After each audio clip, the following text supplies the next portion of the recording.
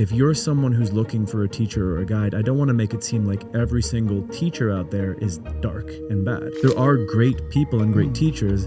The one thing that I've learned from the people I've worked with who are on the good side is they don't want you to blindly follow them. They don't want to be the reference point or the person who always has the answer. They're trying to encourage you to stop actually depending upon them. Yes. Stop asking questions. Stop asking me for what your free will or your own internal intuition can tell you.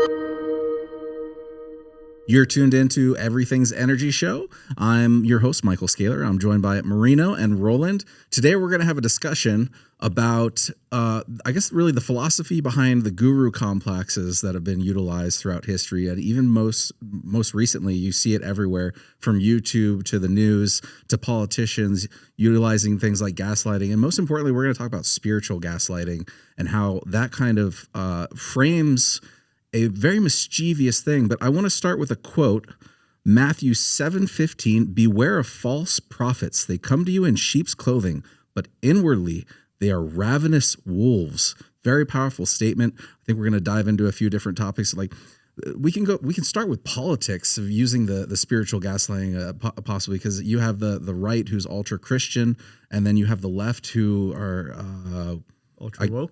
I don't even know what to call them, because they're not. I feel like they're more atheists, Agnostic, maybe. Agnostic. They don't really. They follow their own beliefs or what the television tells them to be upset about on a regular basis. I'm not judging the left. I'm very moderate, very hard moderate. But it's what are your thoughts on all that? On the political side of things? Yeah. Well, it's hard to say, because you're right. There have been these teams that have emerged from this whole political separation, and the whole idea is to pit the two teams against each other and battle for supremacy. And for the system, it works well because you have this constant back and forth. For the unification of humanity, I think it's incredibly detrimental, because sometimes people will go after the spiritual and personal beliefs of people on the other side as a way to goad them into a fight, as a way to make something about them that they are putting out into the world wrong, offensive, what have you. So I think in the bigger picture, anytime there's an adversarial dynamic, politically, spiritually, whatever, the planet suffers, humanity suffers. Yeah, I mean, you can't have unification if you're drawing hard lines in the sand where you're like, well, if you're on this side or this side, you have to be this way, and you have to stay this way. And then they use, Christianity. Well, the right uses Christianity specifically. If you're a good Christian, you need to be on the right. It doesn't mean you can't have political views on the left either, but drawing that hard line in the sand does nothing but disassociate the populace. Yeah, even when it comes to, like all beliefs carry with them consequences. So they might use some psyop to get people to kind of get on their side without realizing that, like, yeah, you may have won that battle, but now this human being is walking around with this belief and it's affecting them in their life. And I think about that when it comes to like marketing, because you have some marketers who create kind of like, or amplify people's insecurities just so that they can get them to buy the product, right? They'll say, all of these things are happening to you because you don't have this or you're that. And then that person may buy the product, but then they're still walking around now with this insecurity. And so I think in like politics, it's the same case where they present things in a certain way just to get the upper hand, without caring about what everyone believes and what's actually good for everyone. They don't care that everyone is divided. They just care that they're in power. Well, Anything to win kind of scenario, yeah. Well, what they want is to take control more than they want to honor the true belief set of the person who's supplicant to them. And, you ask about what are my thoughts on this whole gaslighting thing when it comes to the connection between spirituality and politics.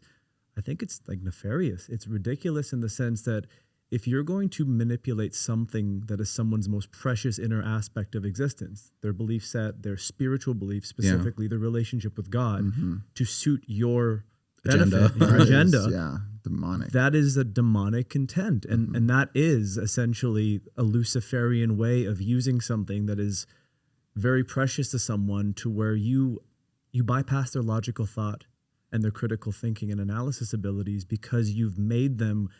Religion sometimes pushes people back to child state. They go back to like Sunday school or religious belief sets they've been taught since kids. I call it programming, right? It's unconscious, unaware programming. Yeah. And I think people know about this. And in some cases, maybe this answers why there's such a resurgence of people moving towards something wholesome, Christianity and what have you on one side, because where there are numbers, there's strength, and where there's strength, there's the ability to facilitate a common thought, a collective consciousness that hopefully can maybe battle against what people are seeing as darkness trying to pervade in a reality. Or comfort and safety as well. Exactly. Yeah. But then the deeper level there is if people catch wind of what the collective consciousness is wanting to vibe to, and they can find a way to psyop that and manipulate that, it's like in Inception, it's a dream within a dream. They're dropping down another layer, and you don't know if these people who are aligned with the left or right and their affiliations or beliefs, are they authentic or are they actually just an illusion? Yeah. And I think that that's why there's a lot of people that are like on their own spiritual journey, right? Because they don't want to be part of that collective because the lone wolf spirituality. The Sigma, I think they call it.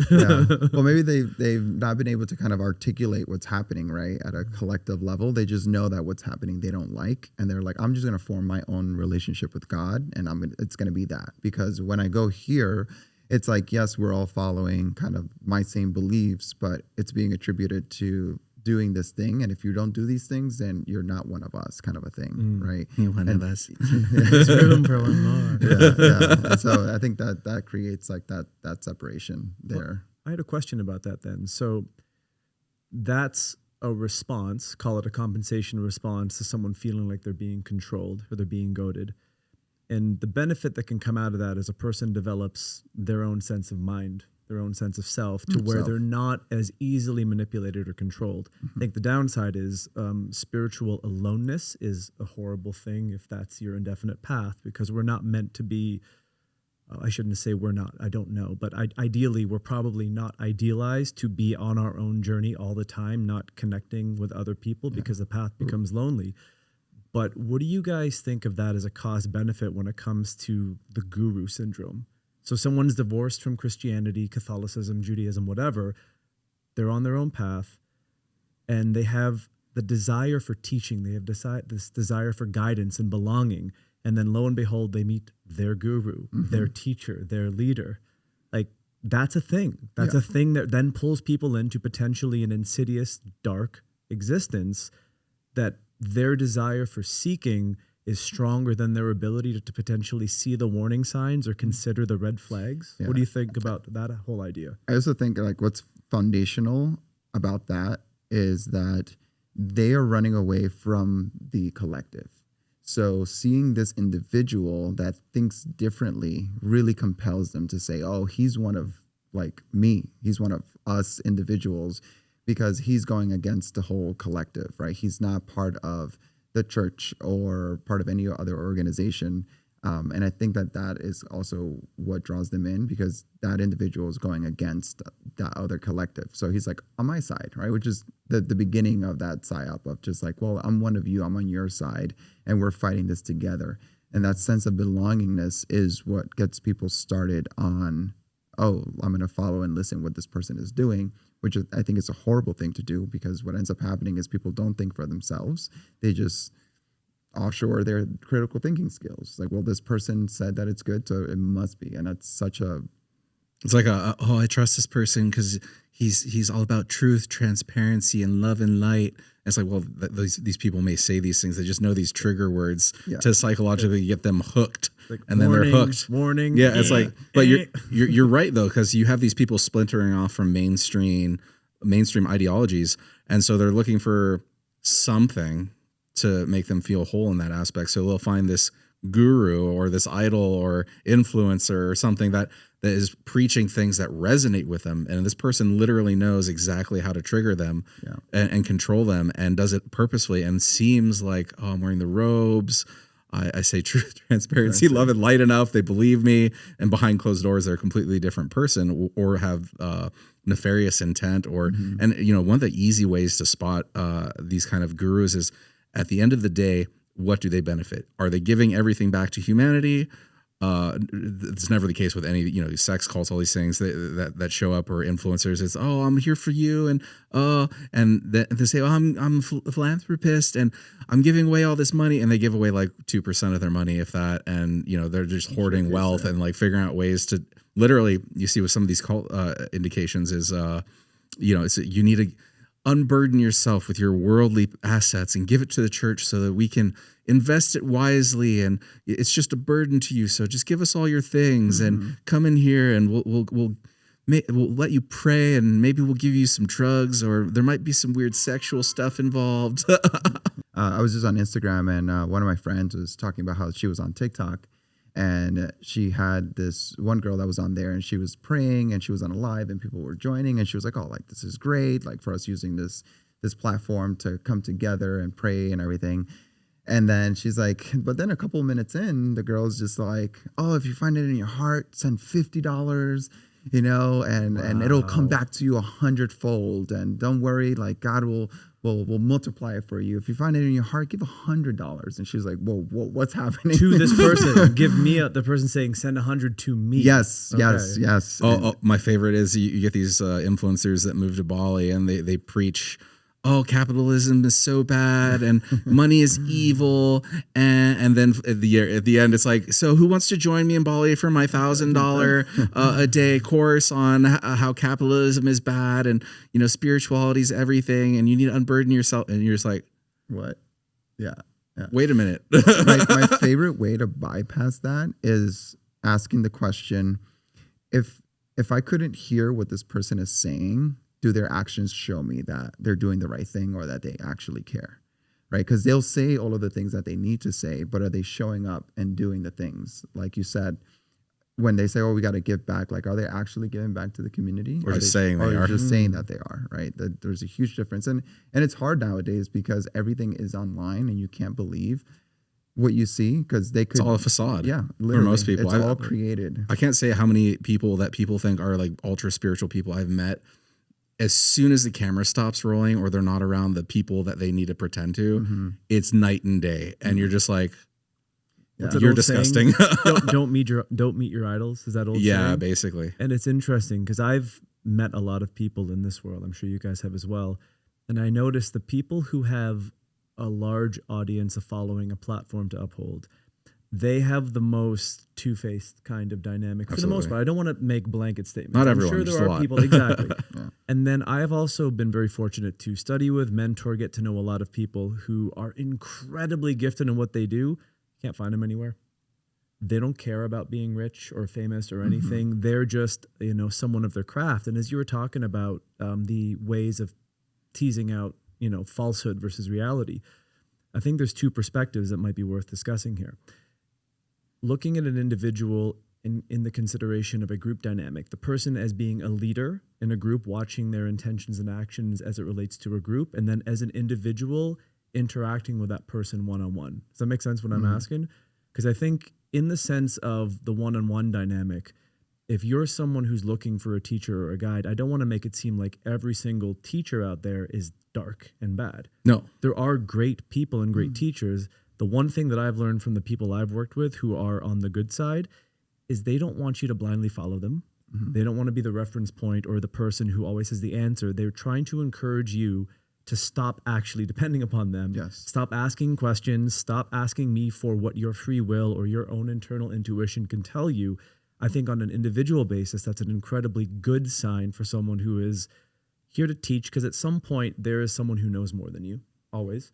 And then you may not know exactly what they do, but you rise to the level of where you've learned from what it is that you materialize them for. Then you move on, they move on, and you remain friends or colleagues. On a group dynamic, I think it's exactly that. It's like bring people in, get them all warm and fuzzy, get them hooked, and then when their guard's down, manipulate the idea of, oh, well, if it's spiritual, it should never be said no to.